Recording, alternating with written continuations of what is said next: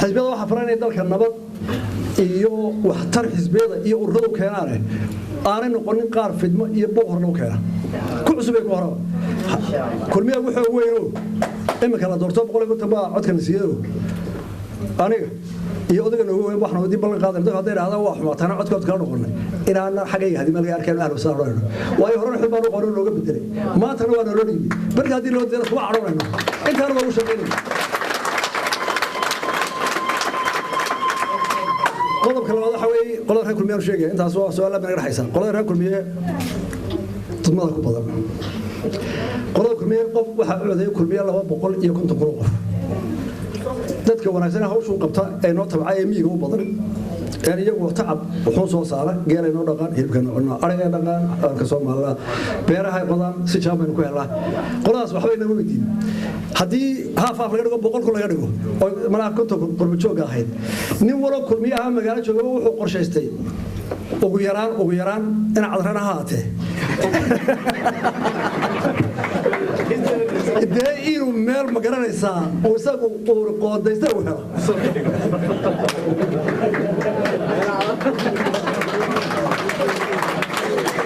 ina cadra waxaan soo qaadanayaa waa ninka kulmiye ugu nafur badan ina cadra waxaan soo qaadanayaa 8 sano kulmiye halgamaayay wali shir u yimid iyo nin dibadda ka yimid oo hor cararaya gudama jirto waxna ma helin marka waxaan taalo soo qaadanayaa tii ragga ugu tacab badan buu ahaa waxna uu ku hamiyay laakiin wuxuu ku maasay hawsha halkay ka wadhiman waa sii kordhiyay qaar badan baa ku marka tusaalaha taasoo soo qaadanayaa marka waxa weeye kulmiye mas'uul toobaysa bisayl ma aha hadii anigu wax waayay wixii wajintay ma soconayso haddaad fishan lahayd haddaad doorsay dalkaaga hor u mariso haddaad ubadkaaga xuri lahayd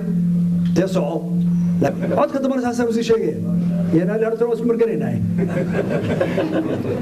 laakiin waxa weeye dawladda kulmiye laga dhisay intii badan marka qaarna aniga iyo caro waxa wallahi ninkii gidaar baan wuxuu laga tagay taan waxa kale horta dawladda iyo xisbiga keeba weyn dawladda ayaa dhalay xisbiga dhalay dawladda xisbiga ma dhalay xisbiga dawladda badan ka dhal doona laakiin dawladdu waa ilmo yar oo ku eeg 5 sano qura markaas siraayna wuxuu noqday ninkii ugu horeeyay ee diinku soo qub ma laha xisbigu dawlad diinka qubkiisa moogta hadii diinka qubka laga qaado ka waran soo haad ku dhicmayso tii waa siyaasiga Afrika horeeyay war aniga qubka laga qaado barada si hay xaaj oo igu ilaali marka waxa ka weyn oo laha maxay tahay marka ninkaasi waxa ka weyn oo diray waa maxay waa wado hor leh mustaqbalkeena u jeexay hal ugu heshiyo laakiin go'aanku soo dhacaa siyaasiga ah culayska anigu adag yahay qofka ku xirantay يعني wuxuu muujiyay waa arrimadiisi wuxuu muujiyay wuxuu soo maray anaguna waxay ardayda soo hado xagay wax dhibaatay kaga marmaayo dadka wuxuu ku xayaan kulmiye ma aha xisbigu dawladdu ilaalinaya laba halbo ku ilaalinaya wuxuu ku soo duula ee xumani uu ka ilaalinaya waxay ku qalan tahayna uu kala talinaya laakiin idaacadu ma marmaayo anaga waa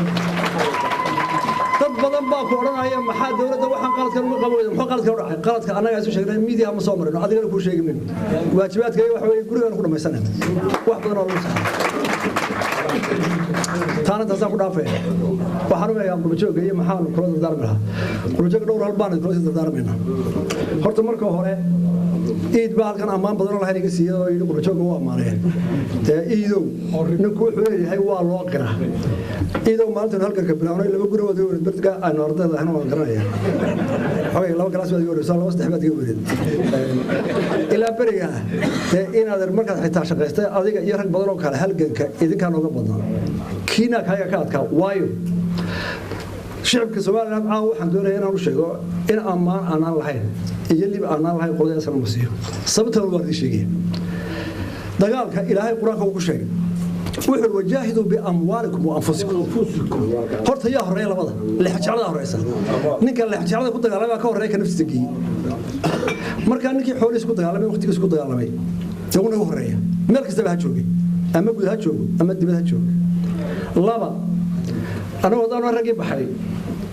ما له قرع عرف ما نصيحة هبين كلي ما له قرع نقير كذا كمان نبغى ترى ما له حري maalin qura dumarka ay carruurta hortooda laguma jiijideen ama laguma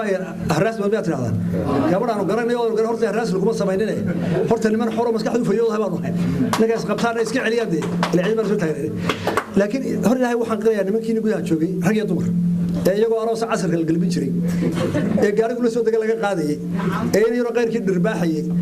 iyo islaanta laba hablood saddex hablood meesha dhaysa inankeedina jooda tagay habeenkii baqalaysa tolo goorma horta loo kufsan alle hooyo sarreeyo hoostooda gal wax soo saqarayay war cadabta ma aan arag marka dadkaas jihaad soo galay dadkaas halkan soo maray annagu niman qorigood isto oo ciidan iska celin baan ahay oo ceel baxay marka maanta badan jooda wasinaya waan wadanahay waliba dadkii dhibtaasi ku dhacday ayaa xagga 8 sano xidhnaa Abdullah galaan maalin baan wada qabtay anagu 3 bilood oo dhowr xaalin kale ilaahay baa naga saaray dadka tawban ka dib oo ceeliyo celiyo ma arag 8 sano joogo isagoo dhowr ka naafaysan buu soo baxay isaga rag badan oo kale iyagoo dhowr ka naafaysan maskax yar bay gol jibay soo baxay marka taana waxa la yidhi halkan ka horta aad wadi jirteen ee qurbaan ku wadaan ee mudaharaad ee Soomaaliya dhisay wada والصلاة والسلام على أشرف المرسلين أما بعد بسم الله الرحمن الرحيم هل كان وحان كسلام يا كسر دوين يا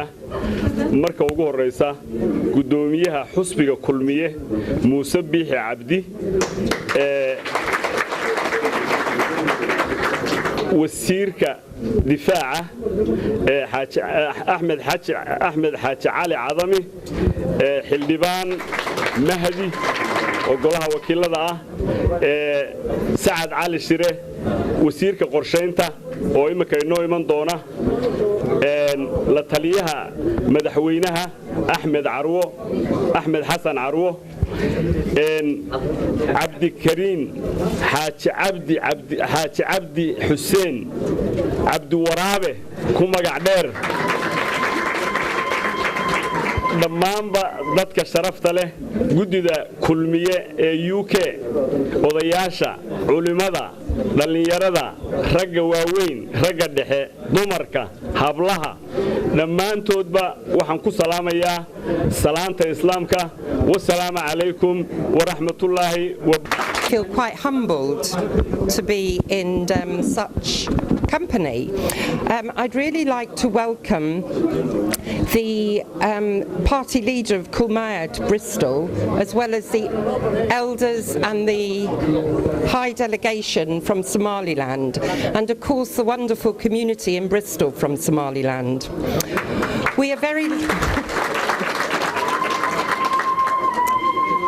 very lucky in Bristol to have many people from the region living here. The Somalian community is adding much to the quality of Bristol life. I have the honour to be a city councillor for the area just literally across the street, which has many people from Somalia and Somaliland living there. And they're taking part in UK politics, which is wonderful. We're also lucky in Bristol to have Kerry McCarthy as one of our MPs. Kerry, as you know, is a huge supporter of Somalia, and the Labour Party has set up Labour Friends of Somalia. As a ward councillor,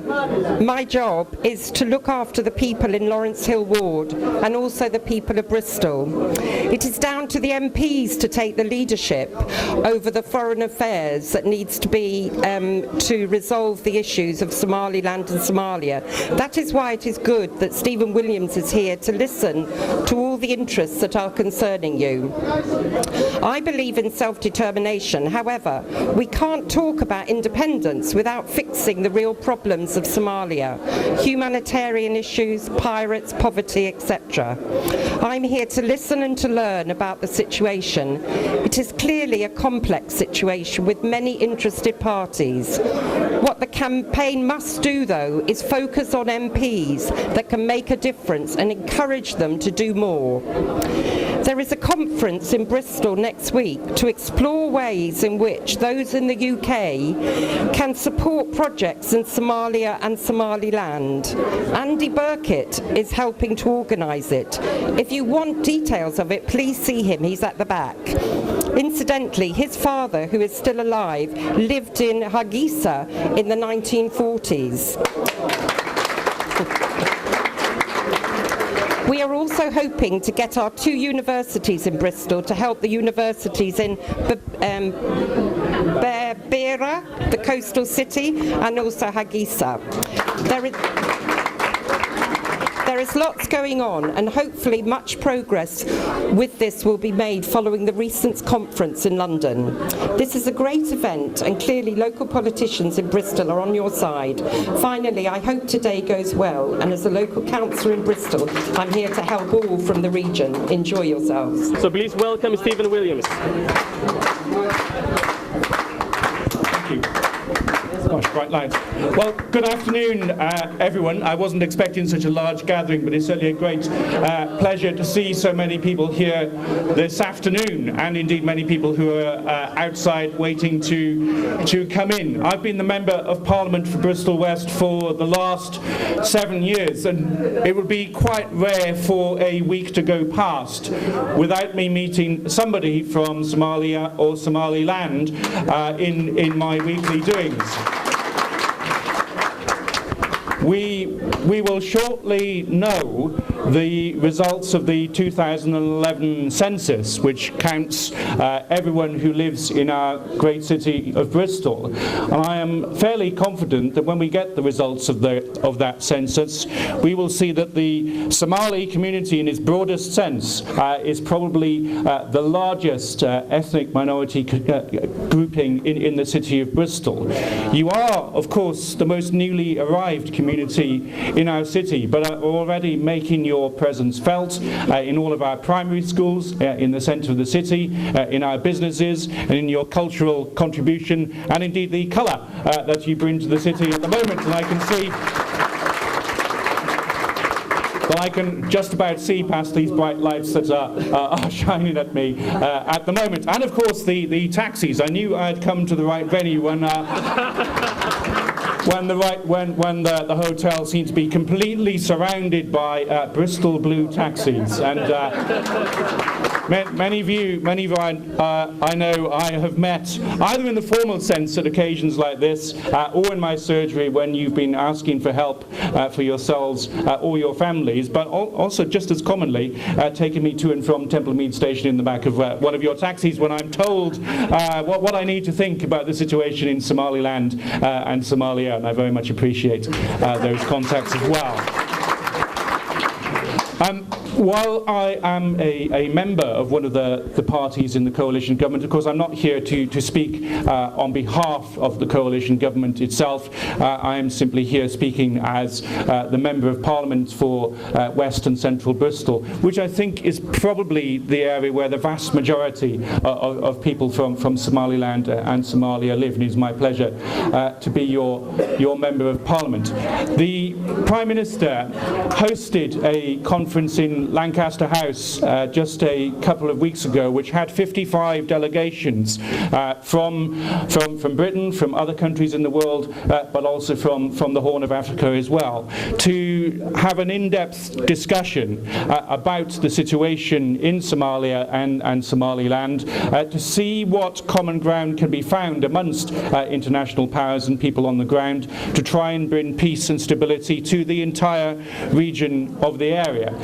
It has been agreed that these people will meet again in Istanbul in June and in the United Arab Emirates as well in June to discuss the particular problem of piracy. But it is hoped that this conference in London and the fact that there is already another one planned for June in Istanbul, that the international community will try and make more progress in this particular region. Now, I know from contacts with many of you in my surgeries that most of you still have very strong family links and family in Somaliland and Somalia, and obviously care very deeply about what is going on in your area of origin. The conference in Lancaster House did actually recognise that some parts of that region are already stable, and the phrase that was used, must make sure I get it right, is that the conference would support local areas of stability. And of course Somaliland has been an area of stability in the north of the region for quite some time. I will not stray into the diplomatic area of difficulty as to whether the British government or other governments should formally recognise Somaliland as a completely separate country now. But of course, our country does have a historic responsibility to look at that issue with all seriousness because of the British links. Because of the very strong British links in the past and British presence in Somaliland as opposed to the Italian presence in Somalia itself. And I think that is why the Prime Minister and the Foreign Secretary, William Hague, are taking a direct interest in trying to bring a peaceful and lasting solution in this whole area. It is obviously important to you as individuals, but it is certainly important to us as politicians in the city of Bristol and for the British government as well, that this part of Africa is stabilised and does become peaceful. I very much welcome the conference that took place in London. I look forward to further discussions in the run-up to the next conference in Istanbul. But locally, I'm certainly very much looking forward to hearing what you think should be happening in this region, both for a part of this afternoon. I can't stay for the whole session, but also in my frequent meetings with you as individuals and with your community representatives. And finally, I'd like to welcome, I'm sure the Lord Mayor will do this shortly as well, but as one of the parliamentarians in the city, I would like to say how nice it is to see some people from Somaliland in our city today. I hope you enjoy the afternoon and thank you for listening. caawa iyo madasha marka hore waxaan salaan aad iyo aad u sarreysa u soo jeedinayaa dhammaan wafdiga qaaliga ah ee qiimaha leh ee Soomaaliland inooga yimid ee uu hogaaminayo gudoomiyaha xusbigeena kulmiye Mujaahid Muuse Bixi Cabdi iyo xildhibaanadii iyo wasiiradii iyo la taliyayaasha madaxweynaha oo la socday iyo dhammaanba bulshaweynta ka soo qayb gashay xafladan caawa aadka iyo aadka quruxda badan reer Bristol waa lagu yaqaanay xaflad qurux badan oo qaaliya oo meel wanaagsan lagu qabto aad iyo aad baad ugu caan baxdeen waana laydinka yaqaanaa UK oo dhan inaad tihiin laamaha marka la qiimeeyo aanu qarin maaye aanu hormood ka siino marka aad iyo aad baad ugu mahadsantihiin. But can I also say it's very difficult for me, as someone who has lived in Bristol all my life, to begin to imagine what you, if you've recently left Somalia to come here, or your families, if they're still at home for you, are going through at the moment. And it is very, very hard for us who've never experienced that to comprehend. So our thoughts are with you and our best wishes are with them. And it's also difficult for me following on from Stephen, because Stephen is the Member of Parliament and my responsibility along with Margaret's is that of Bristol. And you will know that Bristol is an incredibly diverse city. It is made up of people who have lived in almost every country around the world. And what that means for those of us who are Bristolians and have been here for all of our lives is that it makes Bristol a much richer place to live because of all the heritage that each of us share.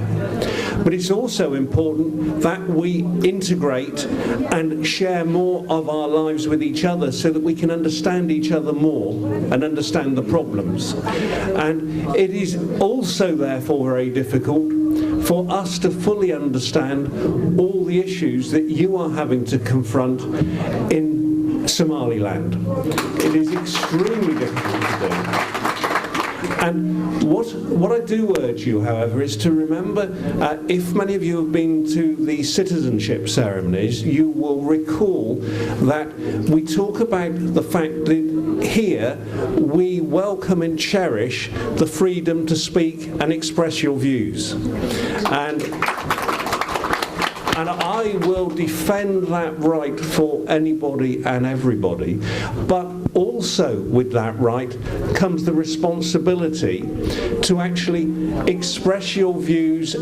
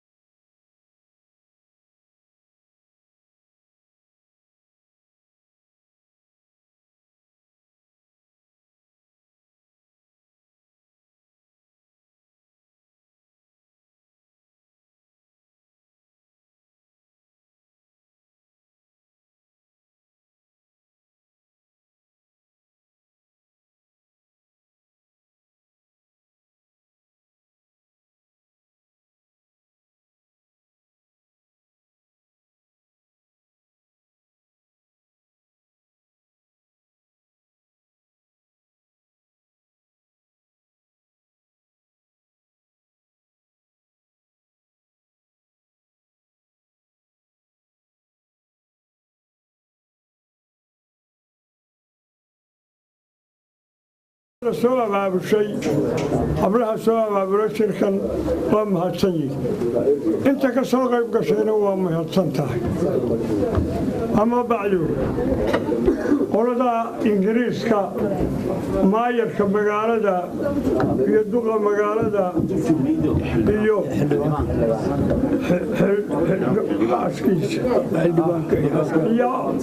xaaskiisa ka soo qayb galay shirkanna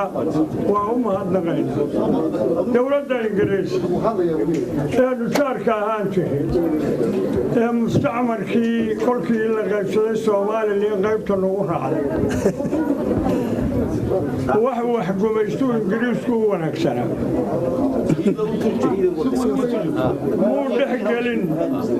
ma dhexgelin sidii talyaanigu u dhexgalay uu dhaqankii uga baabiiyey annaga ingiriisku ma yeelin maxmeedna ilaaliso iyadoo aan isdilayno reer isu dilaynaa buu yimo nabad buu naga dhexdhaliyey wixii lagu hesheeyey inuu dusha naga ilaaliyaa way ahayd oo wuu aqbalay markaanu qaadi karra inuu dowladnimona siiyaa way ahayd oo wuu aqbalay dowladda ingiriis abaal weyn baa naga dhexeeyey laba calaamaasa dhacay labadaas waa maxay isagu wuxuu yidhi 48kii dowladnimaan idin siinayaa shanta Soomaaliyeed Djibouti baanan gacanta ku hayn hayda salaasana waxa hawaas xagga ka xigu u celi NFD iyo xamarna isaga hayay dowladdan Soomaaliya la yiraahdo ingiriis baa haysta Djibouti baanu gacanta ku hayn afku noogu riday shanta Soomaaliyeed baan israacinay waxaa dabadeed dhacay xamar buu 48kii ku shirqaaday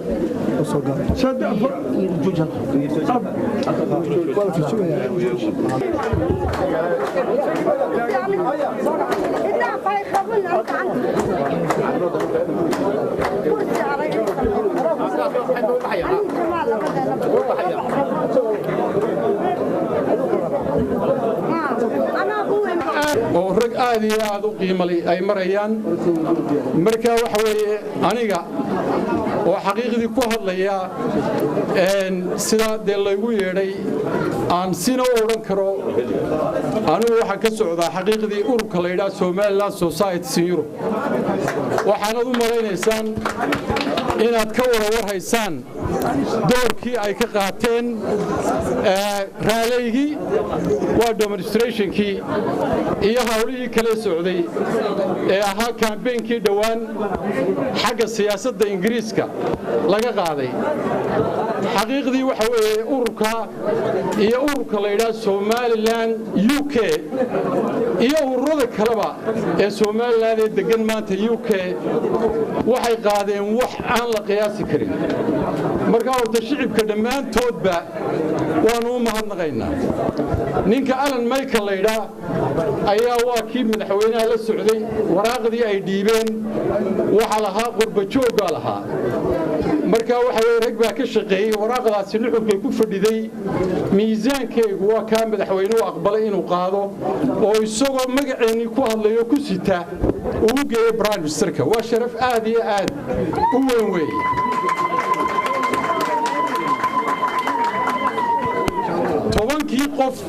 tobankii kun ee qof halkaa iskugu yimid waxaan idiin sheegayaa wixii ka soo baxay ee ah caalamkiina daawanayay booliiskii siyaasiyiintii diblomaasiyadii maxay ka yidhaahdeen iminka mobilkayga waxaa ku jira komadkii uu Alan Michael ka soo bixiyey wuxuu yidhi bila'aadmigu wuxuu la yaabay buu yidhi booliiskii iyo siyaasiyiintii iyo diblomaasiyiintii waxay la yaabeen buu yidhi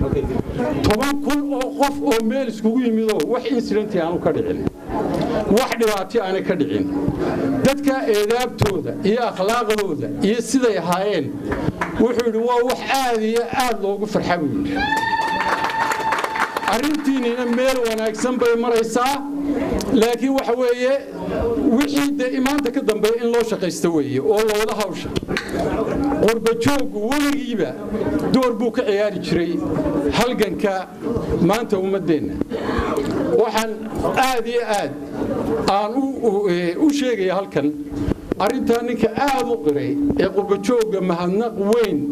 ka geeyay ee ka hadlay waa Muuse Biixi weeye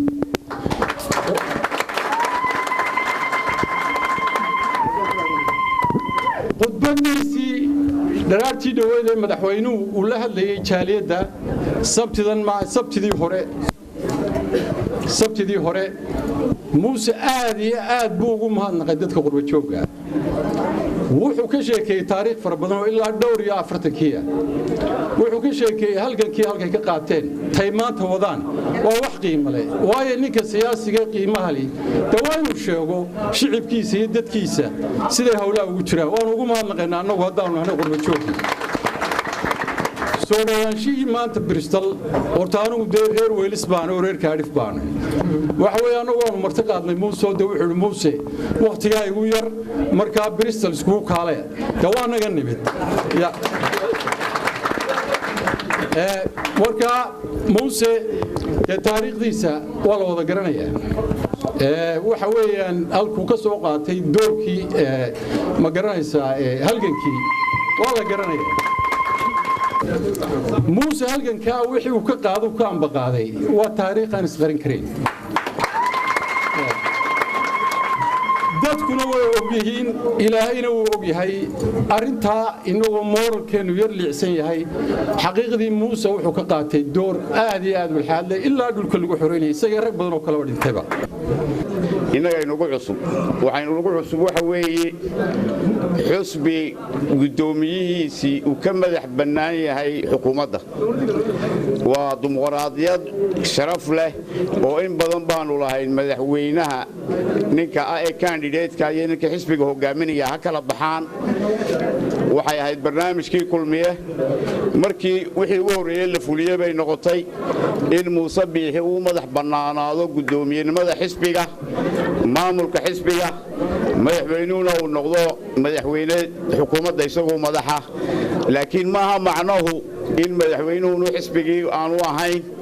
Muusena uu meel cidla taagan yahay sida dadka qaar propagandaha ay sameeyaan maaha xisbigu waa xisbigii madaxweynaha soo saaray madaxweynuhu isagaa u ah madaxweyne si gaara xisbiga oo xisbigiisiiya waxa weeye hawshuun baa loo baneeyey oo loo fududeeyey laakiin xisbigu waa xisbi xaakimka dawladda ah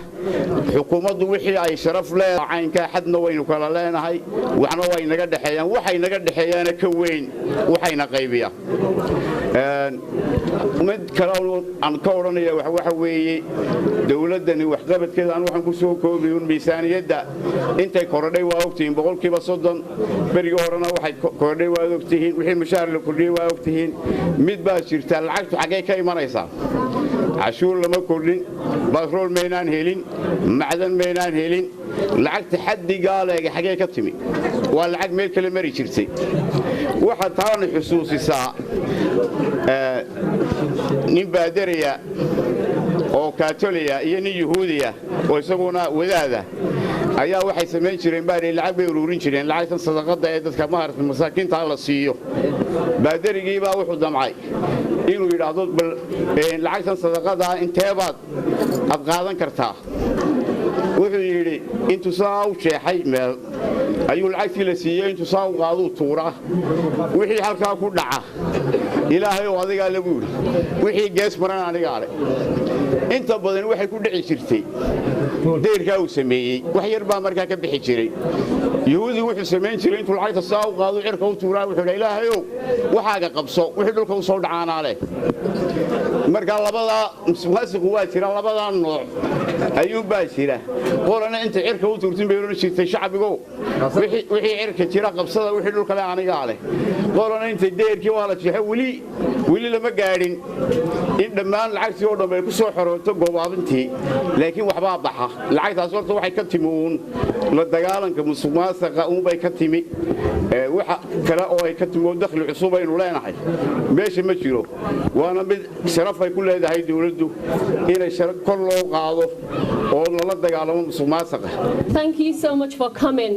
and aad iyo aad baad u wada mahadsantiin idinkoo isku wada yimid qaybteeda laanta Bristol hadaan ku soo dhaweeyo microphone-ka ayaan qorane oo hawl balaaran ka qaadatay xafladda maanta inay isku daba dhacdo ayaan ku soo dhaweeyo عليكم ورحمة الله وبركاته دمانتين مرت شرفك جديدة قيمة عليها هل كان ديسكو قلت من عاوة دمانت محمد كسلام يا سلام إسلامك وحنا لنا السلام عليكم ورحمة الله وبركاته هل كان وحنا كسلام يا عاوة إن لفردي أووي سوماري الله عبدي حاجي عبدي أو كما قاعدين عبد ورابه إيوه waxaan leeyahay awoowo ku soo dhawow Bristol insha Allah adoo nabadana Ilaahay dalkii ha kugu nabad celiyo inta kadib waxaan kala salaamayaa gudoomiyaha xisbiga Muuse Bixi Cabdi waxaan leeyahay adiguna ku soo dhawow Bristol ka dumar ahaan waxaan ku sheegayaa mar walba dumar ahaan Bristol inaanu hiliyahooba kula garab taaganahay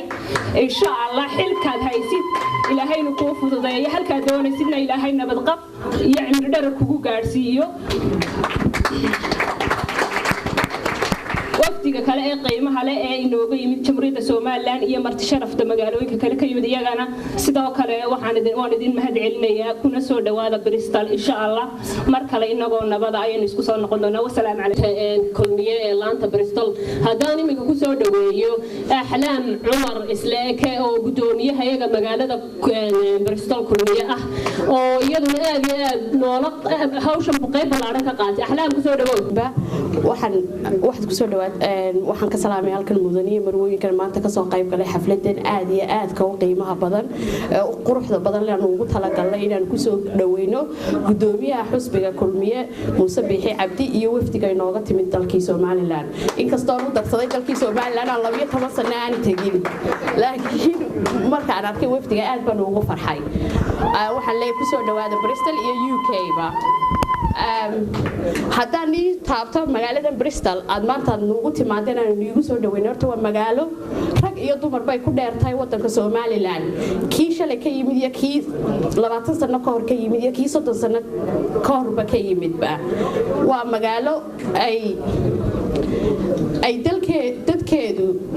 degan Bristol ay had iyo goor ku hamiyaan inay dalkoogii hooyo wax u qabtaan ha noqoto Somaliland 7 gobol ba ay ka kooban tahay amba ha noqoto xusbiyada tartanka ku jira siiba ay aad u taageeraan xusbiga kulmiye waana ku mahadsantiin taa تكلم شيء يرتاح هواك أنا وهواك على شقية بدنك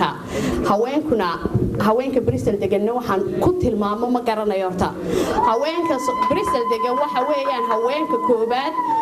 وأكتف كبدن أم بقى وحركات كبدن هواك سومال لان كن دلك بريستل كنول شلي إنه حسن نية رتابتان وملايا شلي توله لعق آدو بدن بكوريين مقالة بريستل ويكون عاونين دوجي لعق تاسينا آد لعق آد وقت جوجا وقت جوجا وهران أيه هاي ودمر قواد أكتير بدن كعرور يو هوية ويانو وقت جيد بو يريه لكن وحين قاريس كسارين إني ودن كوجو حقبتان لحنت هاي دعسي هبين كي وريجان العق كجوران تاسنا آد يا آد بدو جم هالسنتين هواك بريستل في علاقة دمر كيو رجع كده حيسي بس مرك وراها بلها لفتسينا يا هلا نعمسو أنا واقع حنا أنا عسكريات بنا هذا الكلام حنا أمر كيا إلا قاتنا وانشعلها وهبلها يا لفتسينا يا هذا مرك وراها حناقنا إذا كلفتي نديل وادا وتميسان وقبل كده وتميسان أنا ما أريد المثلية هيا لا الله يا لا horta waa Britain baa la yiraahdaa gabayga laftiisa waa Britain la yiraahdaa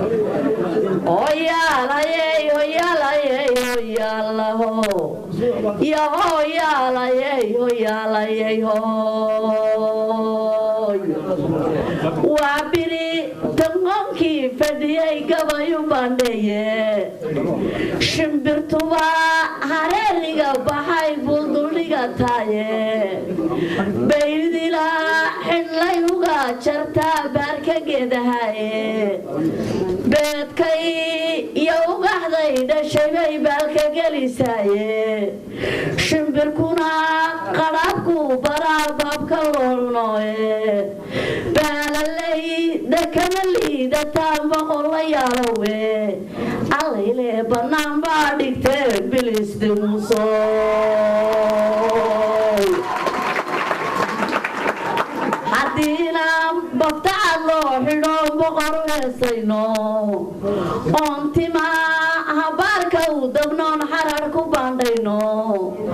la yidhaa subeeciyad birdhile baasha ka hagoogo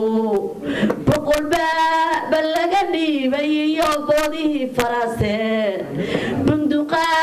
ba loo raacin jiray barcadkii dhalaye baalalay dakama liidataa boqolla yaalowe allayle bannaan baa dhigtee bilisti musooy hadbaro iyo baayaal sambaan baa shanka arkaaye hadba bilis carruur jiidaysaan baa shanka arkaaye nama buray ragini qodaan baahday xaajaduye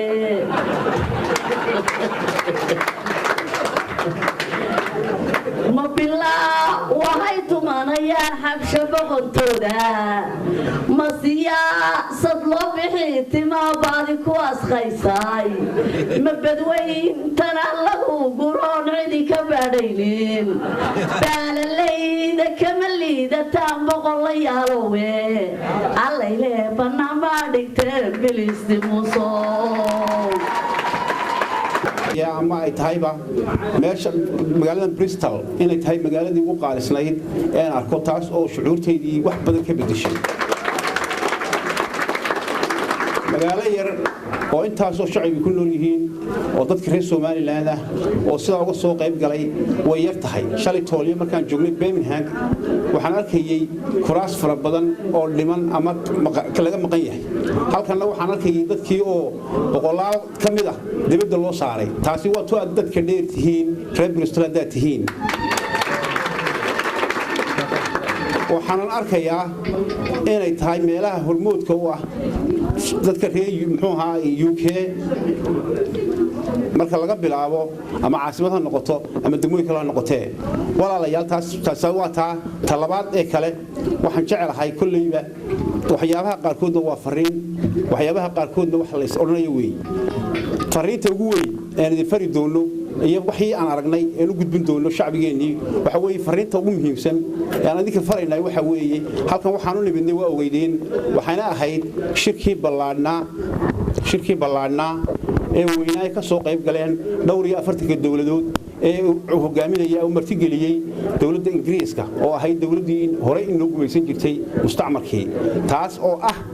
wax ka duwan wixii hore ee aynu arki jirnay oo ahayd 22 sanadood oo hore oo aan soo joognay iyo 20 sanadood oo hore oo aan ku jirnay Soomaaliya aan ku jirnay in ay noqonayso ama imika ay soo iftiimayso wixii aynu soo halganay ama aynu soo dagaalanay oo ah wixii aan u baahnay oo ah xorriyadii ama ixtiraafkii Soomaaliland waxaan ilaahay ka rajaynaynaa in ugu dambeynta hawshaasi waa hawl culus weeye oo inoo taala gudo iyo dibad intaba in dhinacyada hayno weeye waxa kale oo taas ka muhiimsan oo iyadana meesha ku jirta shacbiga reer Soomaaliland in gudo iyo dibadba ay ka midoobaan arrintan noocaas oo ku gudaha jooga iyo ku dibadda jooga iyo dawladda iyo aqoonyahanku intaba taasina waxa weeye takalaata ku gaari karno ujeedada labaad ee ugu dambaysa ee kulleeyda loo leeyahay waxay noqonaysaa iyadoo aad ogtihiin in xisbigii doorashada ku guuleystay ee kulmiye dawladda hogaaminayo isla markaana la gali doono sidii nidaamkeena iyo ballanqaadkeena dawladdu ahayd wixii ballaadnaa iyo wixii badnaa ee hore aan qabanay in la kala saaray xisbigii iyo xukuumaddii halkan waxay noo fadhiya maanta oo marti u nahay Muuse Biixi Cabdi oo ah gudoomiyaha xisbiga kulmiye oo markii shirkaasi noo dhamaaday ama shirkii ujeedadiisii guuday dhamaatay aan damcanay ama ay noqotay in gudoomiyuhu bal soo maro ama kormeer ku tago degmooyinkii ama gobolladii gobolkan UK dhulkii waa nabad xalay nabad baa reer Soomaaliland ku seexday saakana nabad buu ku soo toosay gaashaandhigga iyo madaxtooyadaba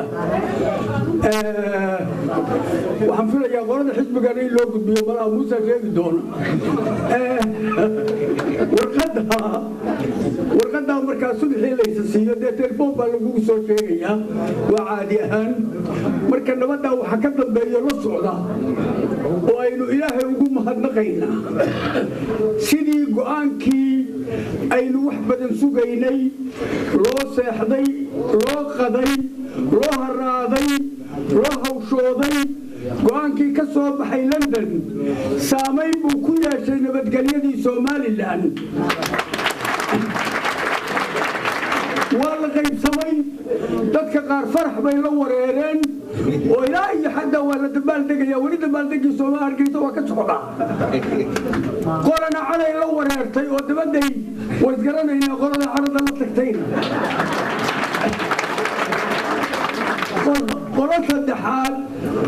qolo saddexaad oo iyaduna afkiibaa juuqda gabay oo hadalba lagala yahay oo la aamusiyey oo wixii internetyada iyo haddii aan laga kuurayahay tiibiyada iyo shuquladii badnaa oo dhan laga aamusiyey baa iyaduna jirta saddexdaa qaybood mar haddii loo qaybsamay waxaan marka hore leenahay alxamdulilaahi rabbil caalamiin baan leenahay waxaan rajaynaynaa sida ay u dhacday waa markii ugu horeysay oo madaxweynaha Soomaaliland intuu ka soo daadego gaadhigiisii ay ku khasabto isagoo ummadda u tudhaaya inuu isagu lugeeyo oo TV-ga waa ka daawateen oo isagu ummaddiisii dhex qaado waa markii ugu horeysay oo madaxtooyadii waraaqda adag lagu geli jiray iyo kaarkii la rafacay dabadeedna yidhi cid alla ciddii soo gelaysa sidii xaramku fasaxa u ahaa loo fasaxay oo cid walba soo gashay cid allaale cid la baaray ma jirto cid la yidhi xisbi hebel baa tahay ma jirto wax la yidhi maxaa dhacay dartii iyo guusha ummadda Soomaaliland gaadhay cid walba maalintaa waa la fasaxay dadkeennuna xataa ka cadhaysan marmar waxaan ku kabtanaa markaan anigu wax isweydiiyo hadda dhowr casho iyadoo ka dambaysay baan meel London ka mid ah baa qolo lagu kaftamay markaasaan wuxuu yidhi horta waxaad ii sheegtaan madaxweynihii khudbadda la sheegayo meeluu ka akhriyaa dhegaysto yaa arkayo yaa maqlayo yaa badan buu sheegay annagu waa fadhinaa khudbaddana maalin lama wada sii daayo 550 dowladood iyo 450 dowladood maalin lama wada sii daayo isagu intii uu maqlay afartii xabuu maqlay baa u qoran inta kale oo dhan midad maqan bay isaga ugu qoran yihiin waxaan ka wadaa marmar baad waxaad markay soo dhaysaa weli way socotaa yani jawigan wanaagsan sida hadda la sheegayo meesha tanu meel iska ducaysanay tahay oo aad loo dadaalay rag iyo dumarba ka sokow waxaan marmar markaan maskaxda ka shaqaysiyo idhaa xagga waa la soo qaaday arrimaha rag baa shaki geliyay calaamad su'aal laakiin markiiba waa baaba'ay markaan fakeray waxaan malaa shayaadiinta kala xoog badan shaydaanka dhulkan jooga hamburger buu cunayaa la qabay hamburger buu cunaa marka mid hawliyana isu dhiibi kara ma aha waxaan markaa leeyahay warba shaydaanka hamburgerka cunay oo aad u xoogsadayna inaga ilaaliyaan leeyahay qolyaha dabadaha joogo sideena kaloo dhan waa wanaagsannahay nin baa raba inuu ummaddan mustaqbalkeedii iyo aayaheedii shuush geliyo oo tashwiish ku furo in la iska dhagaysto markaa ma aha anigu hadda mali hala dilo lama dili karo waxaynu joognaa dhulka ingiriiska meeshii dimuqraadiyaddaa la joogaa laakiin bal naarista aan badinno iska naarista aynu shayddaanka naarayno mar hadduu ka xoog weeyahay kuwii xagga iyagu bar horay dhammaadeen waa socdeen xaggii somalilan marka kuwa xoogsanaya waa kuwa kane xabad xabadda idinku dhex jirta waxaad la ogaa ugu roonaataan idinkuna naarista inaad naartaan baad ugu ogaanaysaan waxaan khudbadda waqti bugaan baa loo qabtay waxaan guddoomiyaha ninba inbuu qofka bani aadamkaa ka yaqaan jid ma la cuntay jid ma la martay sidiin ma la cuntay baa la yidhaa intaasba waxaa soo fuuqsaday aniga iyo muuse kabenet baanu wada gallay muuse bix guddoomiyaha welihii wasiirada oo maxamed ibraahim cigaal marxuumkii allah u naxariiste baanu ka mid noqonay aqooni fiican baanu qabaa intaa aqooninkaa inuu dhiganto oo ammaan halka ka jeedin maayo oo baash waxay ku fiicanta waa laysu qariyaa haddaad mar wada degto xataa hadda qoladiinna mar dhoweydoo qiimaynta la samaynayey anigu waa idiin wada mahadnaqay laakiin waxa gobollada ugu wanaagsan tihiin howlyari saafatiirka uma bixiyo